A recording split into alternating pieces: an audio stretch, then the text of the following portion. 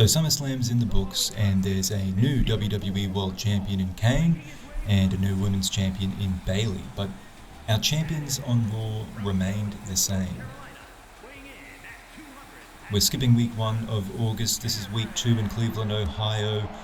The welterweights are the focus of this episode, and we begin with Cameron Grimes and Mustafa Ali, who have both been long-term members of the division and are both pushing to enter the title picture.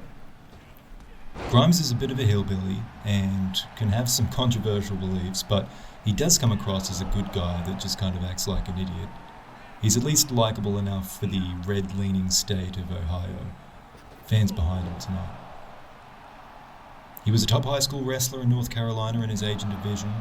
He didn't go to college, but allegedly made a ton of money in crypto, and wants to talk about crypto to anyone that he comes across. And I know this is 2002, but it's also a different universe, and crypto's a thing here. Alright, shut up. Ali, on the other hand, he's a woke fellow. He's Arab American. He's very dismissive of the crowd, particularly those that are supportive of Grimes. He considers himself an American, but he's let down by his fellow Americans for their treatment of him due to his appearance and his culture. And he has a point, but he does also just have traits that make him a bit of a hate/comedy target of the right.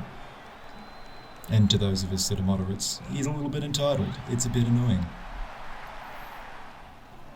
It's easy to mix politics with pleasure when watching this bout for those reasons, but the bout itself was an interesting one.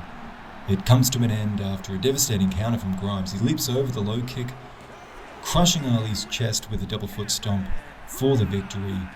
Grimes showing how talented he can be when he focuses on the wrestling rather than just on his crypto portfolio.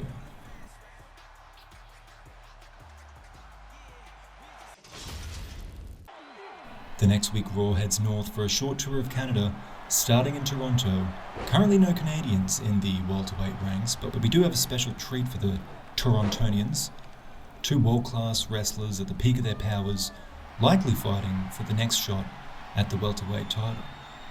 Tyler Bate just had his chance at Summerslam in a classic with Tozawa, while Dragunov has been out of the picture for months since losing to the same man. Now, we've met these men before, so I won't dwell on introducing them. Bate is a witty, charming British prince that remains undefeated on Raw this season, and Dragunov is, at best, a merciless submission master, and at worst, a wicked, sadistic Bond villain.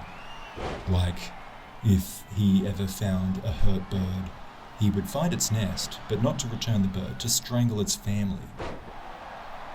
That's the kind of guy Dragunov is. And I don't mean to brag, but I think that I'd be the kind of guy that would help the bird. I don't know about you. Actually, I don't know about me. I'm terrified of birds. But to the match, because it's a great one. A wonderful exhibition of holds in a war of attrition and control, but Bate changes it up. Towards the end of the match, he goes to power throws and busters, showing his range as a grappler and rattling the brain of Dragunov to keep him down. When the former welterweight champion is dumped on his head with a back suplex, he shows enough remaining sense to grab the bottom rope, but the referee doesn't see it. Bate is also unaware, and he celebrates the victory, whilst Dragunov, backstage, furiously protests the outcome after fighting off medical treatment, and these rivals look set to reconverge sooner rather than later. The Canadian tour continues. The next week we're in Montreal. It's a tag match in the welterweight division. Grimes and Williams teaming up against Ali and the champion Tozawa. We met Grimes earlier and mentioned that he was a top wrestler from North Carolina. Well, Williams was from the same division in South Carolina, and they were big rivals in high school regional tournaments. Grimes considers them friends for their shared history, but Williams has clarified this. They were never friends, and they're not friends now, but they're cool. There's respect there. Grimes was a bit of a weirdo back then, and Williams was always pretty cool, so they're from different high school cliques. But Williams does respect that Grimes came up similarly to him. He did his own thing, he became successful, both in wrestling and in crypto. To focus on Williams, though, he's a terrific athlete. He's very large for the welterweight division. He cuts weight to make the 205 limit. And this power is coupled with agility.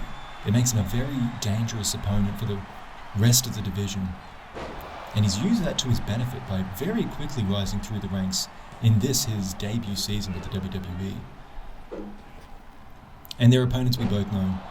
So this lives up to the tremendous match it appeared to be on paper. All four men contributing offense to a dynamic and fast-paced match, coming to an end with a spinning high kick from Williams on Ali for the pinfall.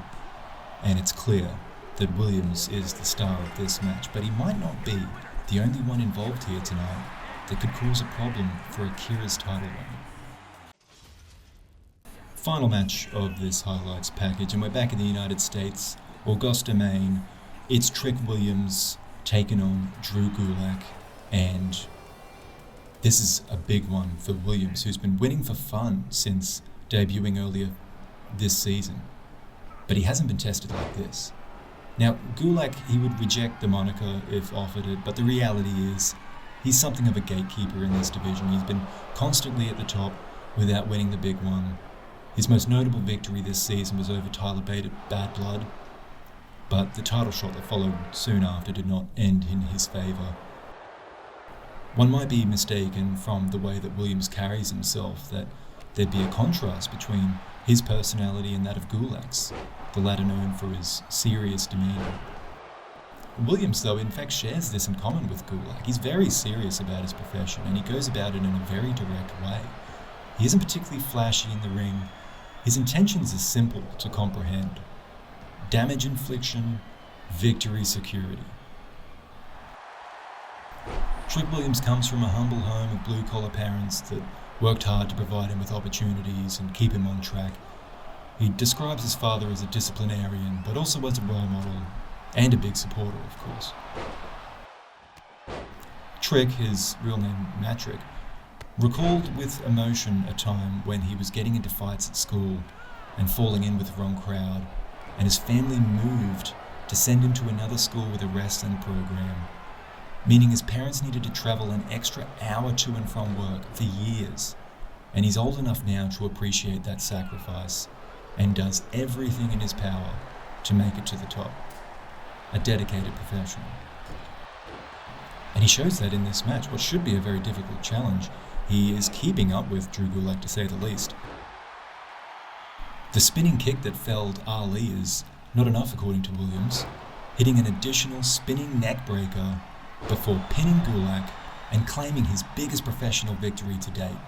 Williams has passed this first big test with flying colours, and it's got the fans drooling over the prospect of him fighting for the title as one of the most talented newcomers the division has seen. We'll have more from Williams and more from the welterweight division in the next episode. Thank you for listening and watching this one, and until then, have a good one.